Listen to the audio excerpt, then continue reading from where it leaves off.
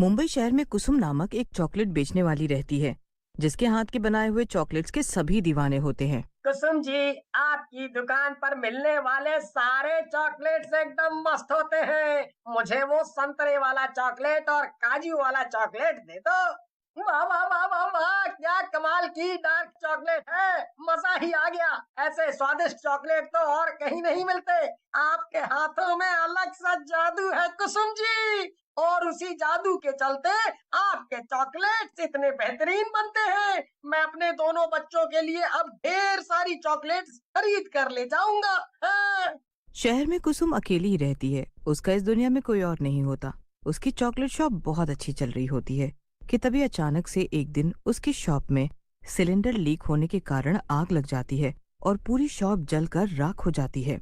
खुशकिस्मती से कुसुम को कुछ नहीं होता, क्योंकि वो उस दौरान शॉप पर मौजूद ही नहीं थी। पर उसकी सारी खून पसीने की मेहनत अब मिट्टी में मिल चुकी थी। उसका रो रो कर बुरा हाल था। ये सही नहीं हुआ। मेरी दुकान।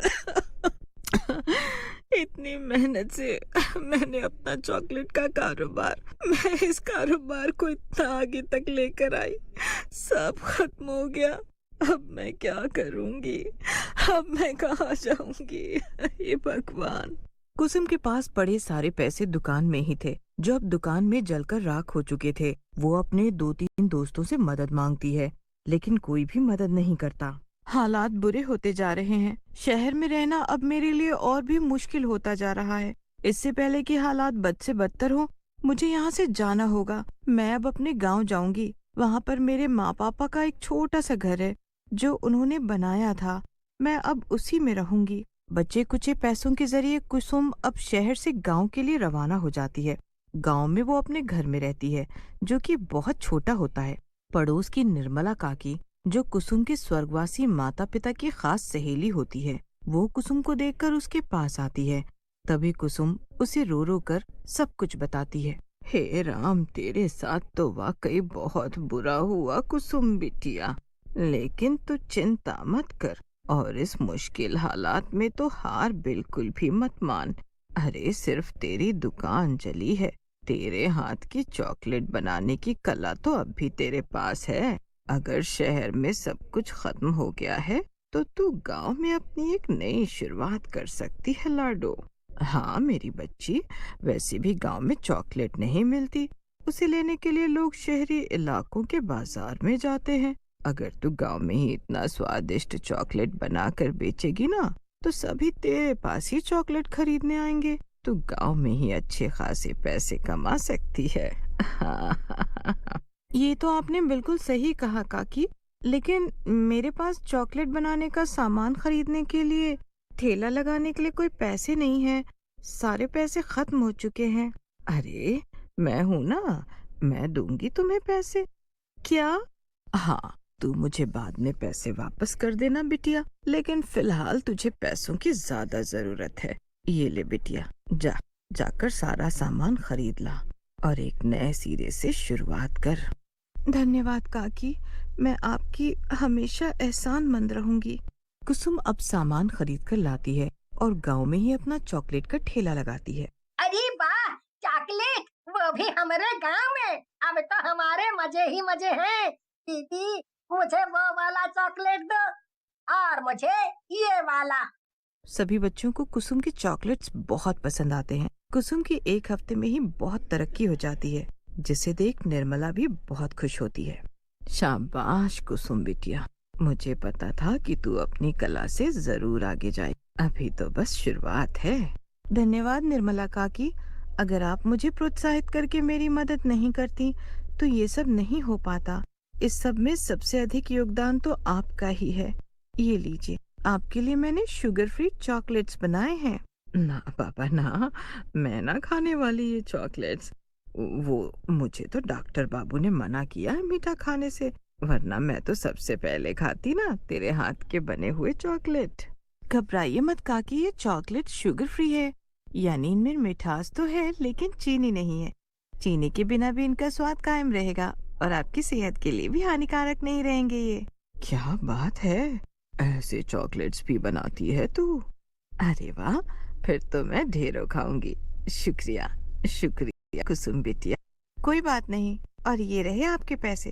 अरे तो बाद में दे देती ना, इतनी भी कोई जल्दबाजी नहीं थी बिटिया। नहीं काकी, ये लीजिए, बाद में मेरे पास खर्च हो जाएंगे तो। कुसुम की तरक्की के कारण अब गांव के कुल्फी वाले बिरजू की दुकान पर कोई नहीं आता, जिस कारण वो काफी गुस्सा हो जाता है। उस कल की आई कुसुम चॉकलेट वाली के कारण मेरी कुल्फी खाने कोई नहीं आ रहा है। कल तक जो बच्चे पाठशाला से छूटकर सबसे पहले मेरी दुकान पर कुल्फी खाने आया करते थे, आज वो उस मनहूस कुसुम चॉकलेट वाली के पास जा रहे हैं। ये सब उस चॉकलेट वाली के कारण हो रहा है। मुझे उसे अपने रास्ते से हटाना ही होगा, फिर चाहे कुछ भी हो जाए। बिरजू अब रात में कुसुम पर नजर रखता है और वो उसके घर का पता लगा लेता है। वो उसके घर जाता है और बिरजू को दरवाजे पर अचानक से आए देख कुसुम घबरा जाती है। पागल पागल हो गया हो क्या? इतनी रात गए कोई किसी के दरवाजे पर ऐसे भूतों की तरह खड़ा होता है क्या? क्या काम है? चलो निकलो यहाँ से। निकलेगी तो तू, और वो भी ई गांव से। हाँ, क्या? अबे ओ लंगूर, ये सब क्या बकवास कर रहा है तू? और तेरी हिम्मत कैसे हुई मुझसे इस लहजे में बात करने की? एक थप्पड़ लगाऊंगी ना तो सीधा जाकर बावड़ी में चला जाएगा।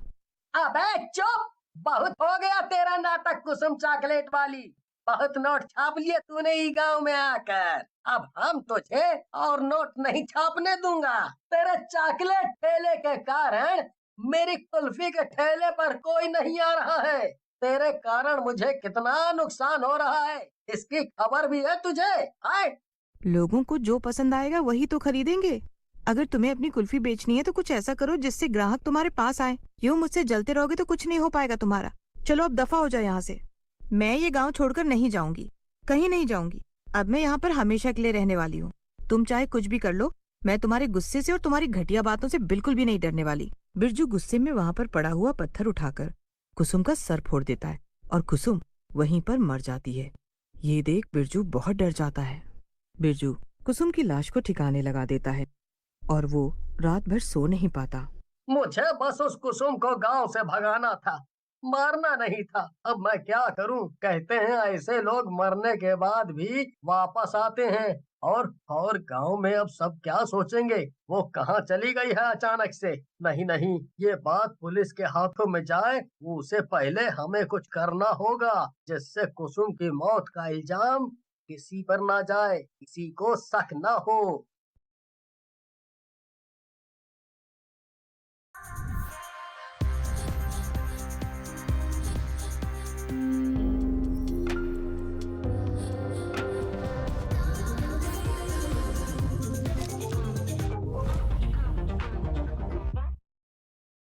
बिरजू अब एक चिट्ठी लिखता है और उसके घर में रख देता है।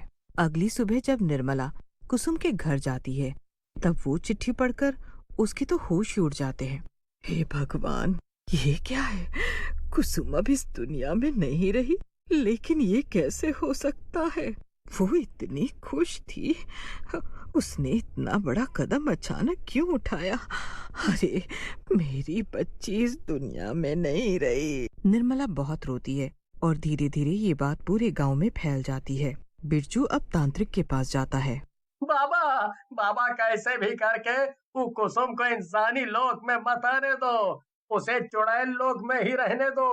अब रात में उसे मरे हुए पूरे 24 घंटे हो जाएंगे और तभी वो चुड़ैल बनकर हमें मारने आएगी। हैं? क्योंकि हमने ही उसका खून किया है। ये लो बाबा, ये पैसा रख लो, लेकिन हमारा ये काम कर दो। ठीक है बेटा, निश्चिंत रहो, वो चॉकलेट बेचने वाली चुड़ैल तुम्हारे पास नहीं आएगी। बिरजू वहां से चला जाता है। वो बहुत खुश होता है। लेकिन अगली सुबह जब बिरजू बाहर निकलता है तब वहां पर कुसुम का चॉकलेट ठेला देखकर वो हैरान रह जाता है। सभी गांव वाले और साथ ही निर्मला भी कुसुम को देखकर घबरा जाती है। तभी कुसुम अपना चुड़ैल रूप ले लेती है और वहां पर तांत्रिक बाबा भी आ जाते हैं। मैं अब एक चुड़ैल बन चुकी हूँ और मैं यहाँ इसलिए आई हूँ क्योंकि मुझे सभी को इस मूर्ख बिरजू की सच्चाई बतानी है। मैंने खुदकुशी नहीं की है, मुझे मारा गया है। चुड़ैल कुसुम सबको उस रात हुई घटना के बारे में बताती है, जिसे सुनकर सब चौंक जाते हैं। पूरे गांव के सामने कुसुम बिरजू को मार देती है और उसके बाद गांव वालों, मैं चुड़ैल हूँ, लेकिन उसके बाद भी मैं आप सबके बच्चों को, आप लोगों को चॉकलेट्स बनाकर देना चाहती हूँ। क्या आप मुझे इस रूप में स्वीकारेंगे? और इस तरह चुड़ैल कुसुम गांव में चॉकलेट बेचना जारी रखती है।